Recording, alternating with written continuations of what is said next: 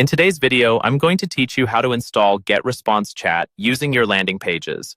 We'll walk through a simple method that lets you add a live chat widget directly to your existing landing pages inside Getresponse. This is perfect if you want to start talking to your visitors in real time, answer their questions faster, and potentially turn more of that traffic into leads or customers without needing any complicated code or extra tools.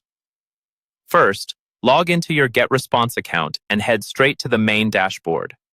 From there, look for the menu option called Tools. This is where all the main features of your account are grouped.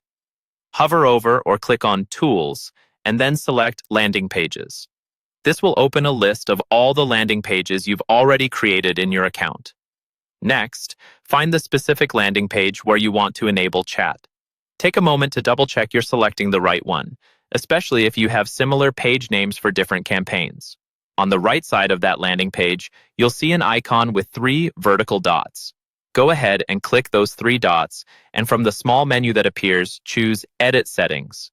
This will open the settings panel for that particular landing page, where you can control things like analytics, SEO, and in our case, chat. Once you're inside the settings, scroll down until you find the section labeled Getresponse Chats. It may be a little lower on the page, so don't worry if you don't see it right away.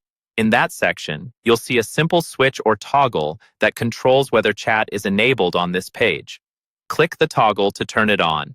When it's on, it usually changes color or position, so make sure you can clearly see that it's now active. With the chat feature turned on, you're almost done. Scroll down to the bottom of the settings page and click the Publish button.